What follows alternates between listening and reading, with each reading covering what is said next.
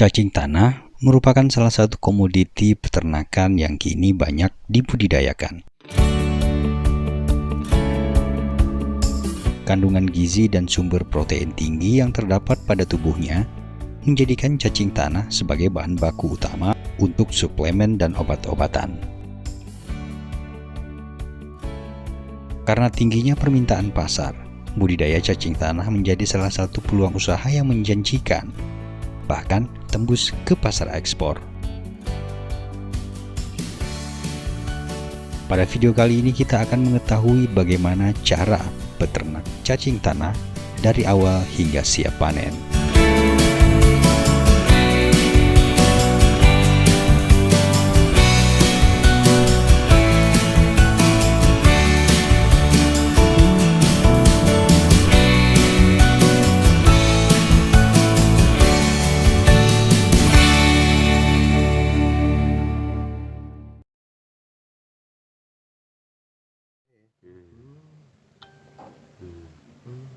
Ini kalau untuk bibit yang cocok ini. Bibit cocok ya, Pak. Kalau bak itu berapa ukuran peternakan? Mau kalau tempat saya buka 80 panjang. 80 panjang.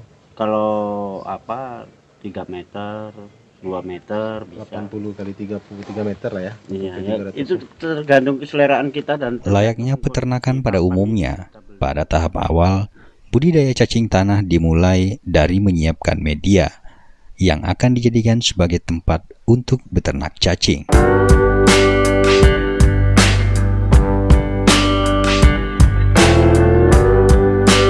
Media ternak disiapkan dalam bentuk wadah yang biasanya terbuat dari papan berbentuk seperti bak persegi panjang dengan ukuran yang menyesuaikan dengan kebutuhan.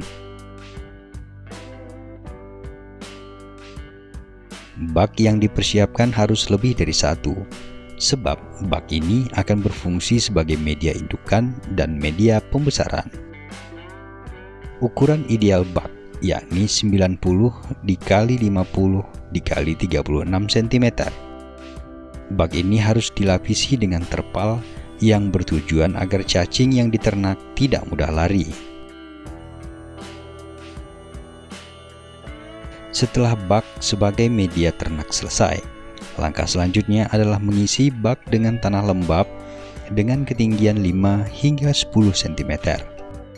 Tanah ini akan menjadi tempat tinggal cacing untuk berkembang biak. Adapun tanah yang baik untuk digunakan sebagai media ternak adalah tanah humus, karena memiliki tingkat kegemburan yang bagus dan memiliki nutrisi yang baik untuk cacing. Penempatan bak sebagai media ternak juga harus disesuaikan. Tempatkan bak pada lokasi yang terlindungi dari sinar matahari secara langsung, karena cacing sangat sensitif dengan cahaya dan suhu panas. Setelah media ternak selesai, selanjutnya kita bisa memasukkan indukan-indukan cacing. Cacing-cacing yang akan dijadikan sebagai indukan juga perlu diperhatikan kualitasnya, karena akan sangat mempengaruhi hasil panen. Kita bisa mengambil cacing-cacing ini dari habitatnya langsung, atau membeli indukan yang sudah banyak dijual di pasaran. Indukan ini nantinya akan bertelur dan berkembang biak dengan sendirinya. Umumnya, hanya ada 3 jenis cacing tanah yang banyak dibudidayakan di Indonesia. Ketiga jenis tersebut adalah Veretima, Verionyx, serta Lumbricus. Namun, dari ketiga jenis cacing tanah yang populer, jenis cacing tanah Lumbricus rubellus merupakan jenis cacing tanah yang disarankan untuk dibudidayakan oleh pemula. Adapun beberapa hal yang perlu diperhatikan saat pemilihan bibit, yakni menjaga kelembaban pada tanah dengan cara rutin membasahinya dengan air. Menjaga pH tanah tetap berada di bawah pH normal, yakni 5,5 hingga 7,5. Setelah memastikan pH tanah, kita dapat langsung menyebarkan bibit cacing pada wadah ternak.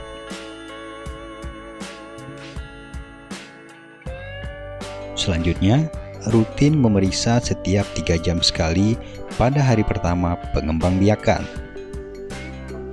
kita harus memperhatikan gerak-gerik cacing. Apabila ada cacing yang keluar dari tanah dan ingin pergi dari wadah ternak, maka kemungkinan pH tanah tidak sesuai atau kondisi tanah tidak membuat cacing merasa nyaman.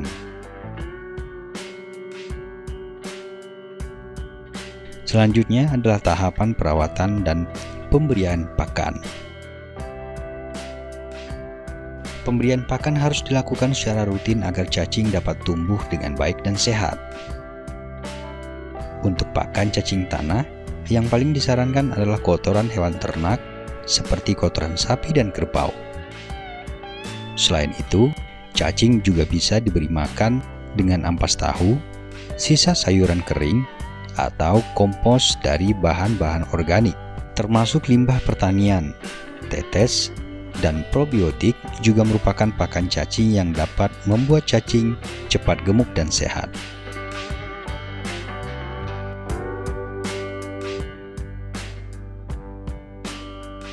Kita dapat menggunakan metode fermentasi, serta memastikan bahwa jenis pakan memiliki struktur gembur, agar cacing lebih mudah untuk memakannya.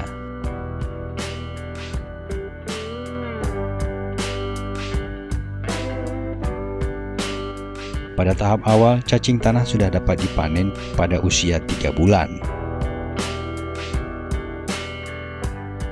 Jangka waktu ini diukur dari waktu ideal cacing ditetaskan hingga menjadi cacing dewasa. Setelah panen pertama dilakukan, maka durasi panen selanjutnya bisa dilakukan sebulan sekali.